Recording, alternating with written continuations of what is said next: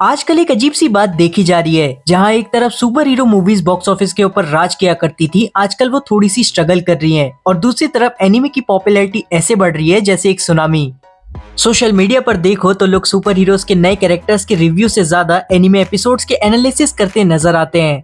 क्या आपने नोटिस किया है, मार्वल और डीसी की वो एक्साइटमेंट जो हमें 2015 के आसपास महसूस होती थी, वो अब उतनी इम्पैक्टफुल नहीं लगती। और एनिमे जिसे एक जमाने में बच्चों का कार्टून समझा जाता था, आजकल वो एक सीरियस मीडियम बन चुका है सभी लोगों के लिए।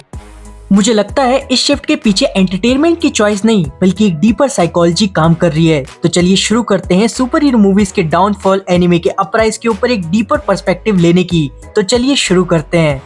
पहले सुपर हीरो मूवीज की बात करते हैं। अगर आपको याद होगा 2008 में जब आयरन मैन मूवी रिलीज हुई थी, तो एक अलग ही लेवल की एनर्जी थी। टोनी स्टार्क का स्वैग और वो कटिंग एज टेक्नोलॉजी और वो एक लार्जर देन लाइफ विलन का कॉन्सेप्ट, सब कुछ एकदम फ्रेश लगता था। एमसीयू की एंड गेम तक की जर्नी को हमने बहुत ही ज्यादा एंजॉय करा, और उसके बाद भी हमें लगता था कि आगे भी कुछ ना कुछ धमाकेदार जरूर होगा। लेकिन फिर क्या होता है, एक जमाने में जो मार्वल और डीसी का फैन बेस यूनाइट होता था, अब वो डिवाइडेड हो चुका है। लोग कहते हैं कि स्टोरीज रिपीटेटिव हो गई हैं, हर मूवी में वही एंड ऑफ द वर्ल्ड का सिनेरियो, एक टीम अप और उसके बाद एक एक्शन सीक्वेंस। कहानी में अब वो नई बात नहीं रही जो द डार्क नाइट और एवेंजर्स के जमाने में हुआ करती थी।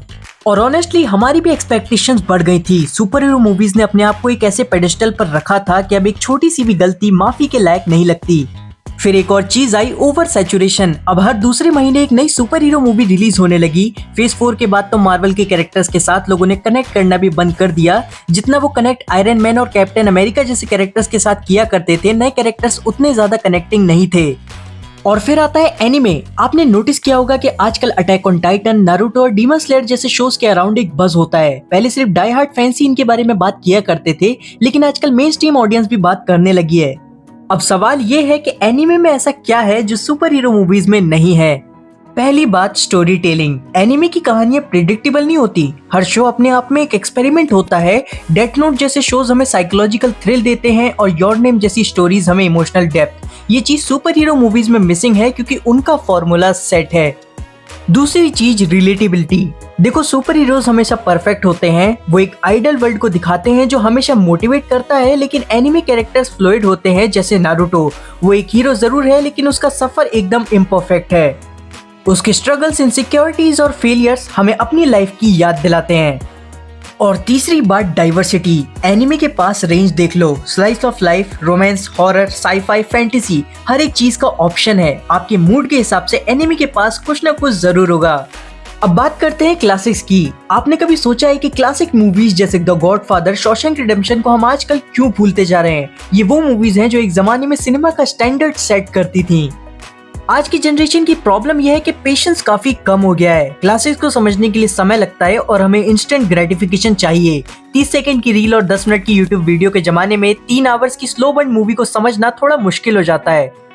और फिर एक और चीज है, क्लासिक्स की थीम एग्जिस्टेंशियल और थॉट प्रूविंग होती हैं। शॉशैंक रिडेम्पशन जैसी मूवीज हमें लाइफ की डीपर मीनिंग समझाती हैं। एनिमे और super hero movies on the other hand ज्यादा एस्केपिज्म को ऑफर करती हैं। लेकिन इसका मतलब ये नहीं है कि क्लासिक्स इररिलेवेंट हो गई हैं। ये हमें ये याद दिलाती हैं कि सिनेमा का असली एसेंस क्या है। अब सवाल आता है कि फ्यूचर क्या है। मुझे लगता है कि एनिमे और कंटिन्यू राइज करेगा, लेकिन इसका मतलब ये नहीं है कि सुपर हीरो मूवीज या क्लासिक्स पुरानी हो जाएंगी। एंटरटेनमेंट इंडस्ट्री साइकिल में काम करती है। जो मीडियम आज ट्रेंड पर है, वो एक समय रिप्लेस हो जाएगा। और टेक्नोलॉजी के साथ नए मीडियम्स भी आएंगे। एआई और वर्चुअल रियलिटी जैसे टूल्स नए तरीके की स्टोरी टेलिंग लेकर आएंगे। शायद हम आने वाले टाइम में इमर्सिव स्टोरी एक्सपीरियंस का पार्ट बनेंगे, और शायद हम खुद ही हीरो बन सकें। लेकिन एक चीज फिक्स है, हमारी चेंज होने की ह्यूमन टेंडेंसी। हर वक्त ऑडियंस कुछ नए ऑप्शंस को एक्सप्लोर करना चाहती है। इसी वजह से ऑडियंस एक मीडियम से दूसरे मीडियम पर शिफ्ट होती रहती है। तो अगर सुपर हीरो मूवीज आजकल कम पॉपुलर हैं और एनिमे का क्रेज बढ़ रहा है, तो इसका मतलब ये नहीं है कि कोई मीडियम बेटर या वर्स है। हर किसी का अपना चार्म होता है।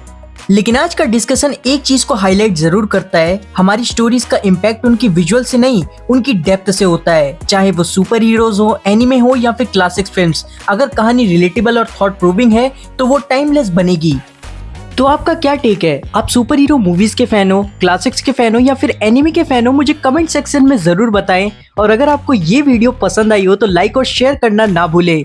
तो फिर मिलते हैं आपसे नेक्स्ट वीडियो में, तब तक के लिए देखते रहिए।